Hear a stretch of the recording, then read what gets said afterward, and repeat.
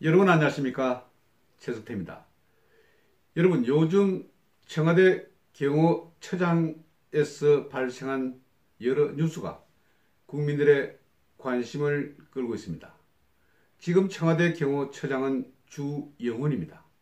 63살, 1984년에 청와대 경호관으로 공채된 사람입니다. 노무현 정부 때 많이 승진했습니다. 그때 가족경호부장을 맡았습니다. 가족경호부장 같으면 고위직 상급 인사입니다. 이후에 노무현이 대통령에서 물러났을 때 김해 봉화마을에서 근양숙의 경호실장을 맡았습니다. 이후에 문재인이 대통령이 됐을 때 경호처장으로 임명이 됐습니다.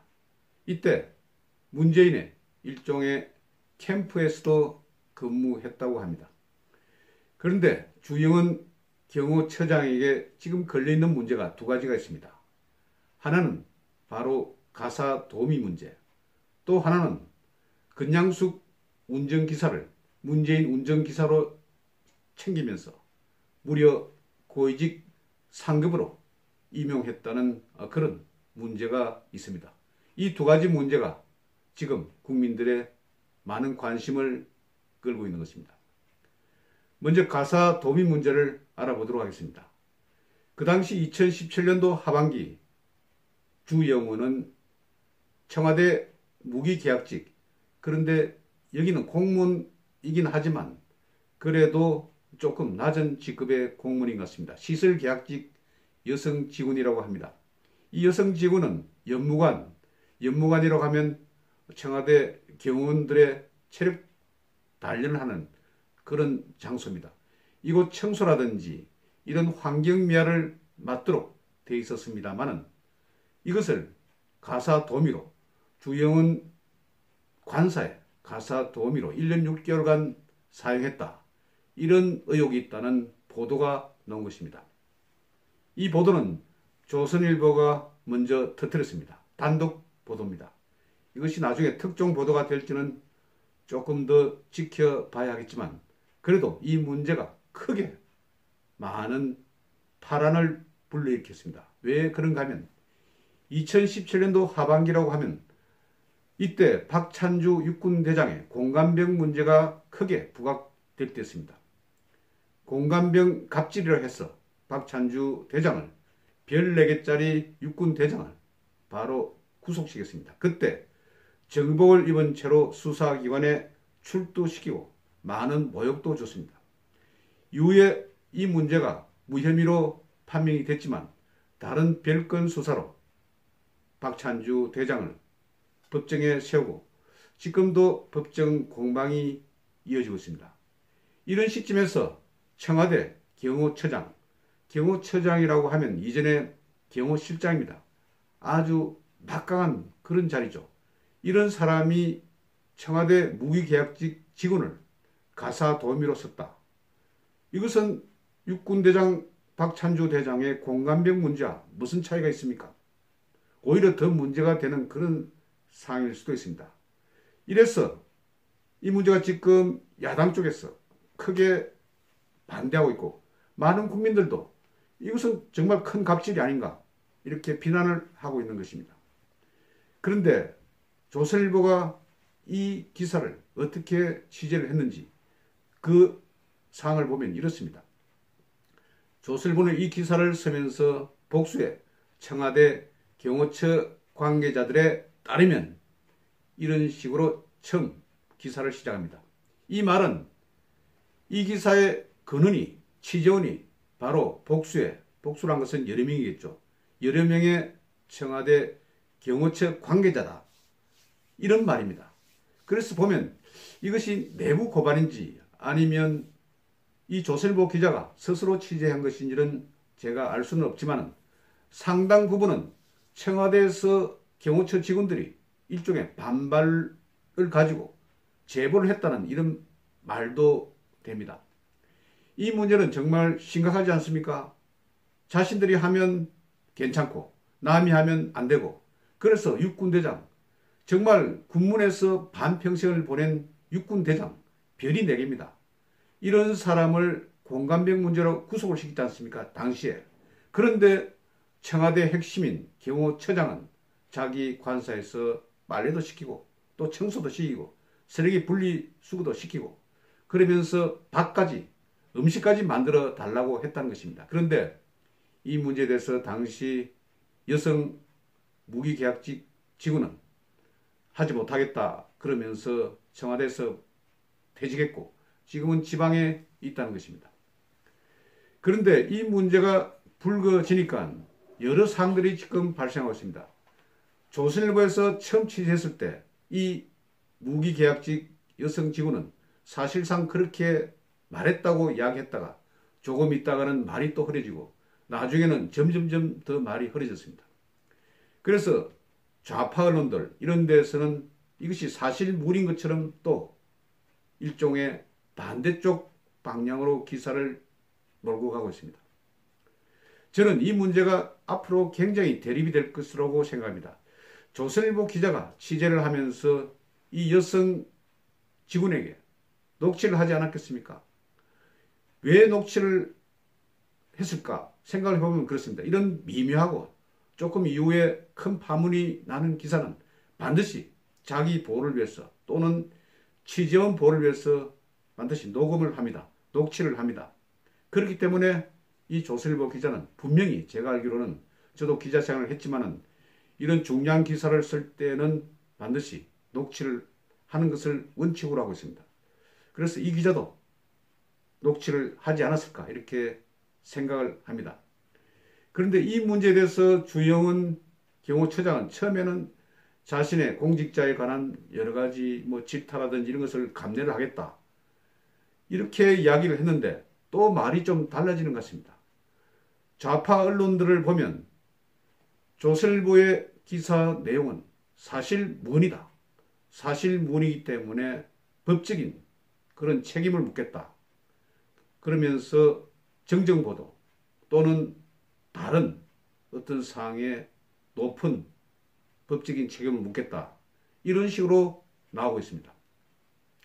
그래서 저는 앞으로 조선일보와 경호처 간에 상당히 싸움이 제법 재미있을 것으로 생각을 합니다.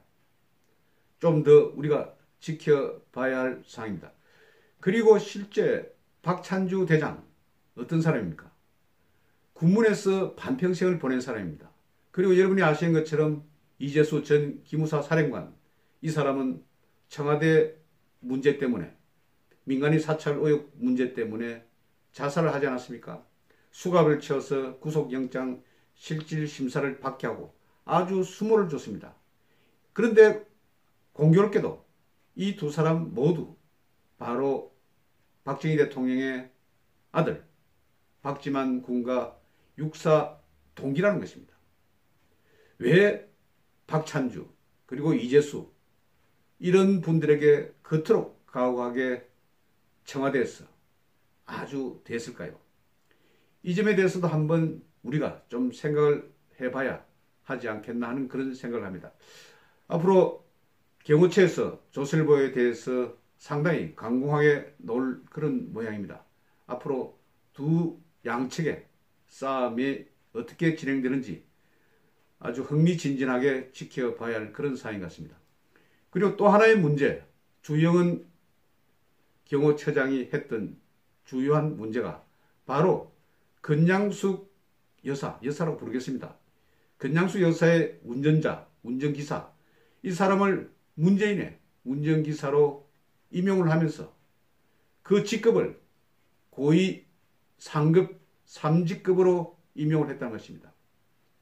3직급, 상급이라고 하면 이전에 부의사관급입니다. 부의사관급이라고 하면 바로 일반 시의 부시장, 그러니까 굉장히 높은 직급입니다. 공무원 생활하면서 부의사관까지 달성할 수 있는 그런 사람이 별로 없습니다. 그 정도로 높은 직급입니다. 운전기사, 물론 대통령을 모시는 운전기사, 문재인을 태우고 다니니까 중요하긴 하겠죠. 그렇지만 청와대 운전기사는 5, 6급, 5, 6직급이나 그 정도가 보통이라고 합니다. 그런데 3직급, 고위직입니다. 상당히. 왜 이렇게 높게 직급을 책정했는가? 이 문제도 굉장히 관심사에 속합니다. 이 소식은 역시 조선일보 계열에서 또 기사를 써냈습니다. 월간 조선에서 기사를 썼다고 합니다. 이것을 보면 당시에 주영은 경호처장이 이 운전기사를 3직급으로 하려고 할 때 그때 인사부장이 경호처에 인사부장이 있는 모양입니다. 인사부장이 많이 반대를 했다고 합니다. 왜냐하면 이것은 자칫 잘못할 경우 경호처의 위신을 떨어뜨릴 수가 있다. 운전기사를 3직급으로 한다는 것은 다른 부처에서도 이해하기 좀 어렵다. 이렇게 해서 상당히 반대를 했는데 이 주영은 경호처장은 이 인사부장을 다른 곳에 좌천을 시켜버렸다는 것입니다. 그리고 그 자리에 또 자신의 역시 같은 코드를 맞는 사람을 인사부장으로 임명을 했다는 것입니다. 경호처에는 3직급이 3사람이 있다고 합니다. 인사부장 그리고 또 가족 경호부장 등등 3사람이 있는데 지금은 운전기사가 또 3직급이 됐으니까 4사람이 되겠죠. 그런데 여러분 좀 그렇지 않습니까? 아무리 중요한 사람을 모신다 하더라도 3직급 부의사관 연봉이 1억 원이 넘습니다. 이렇게 상향 조정을 해야 하나? 이런 측면에서 많은 사람들이 정말 팔자도 좋은 팔자로 태어나야 한다. 이런 말을 한다는 것입니다. 여러분 모든 것은 정도가 있습니다. 정도가 있고 또 운전기사는 운전기사로서의 프라이드도 있겠죠. 그런데 점차 이런 식으로 나오면 3직급에서 또 몇 년 지나면 또 2직급으로 또 올릴 거 아닙니까? 그러면 얼마나 고위직이 되겠습니까?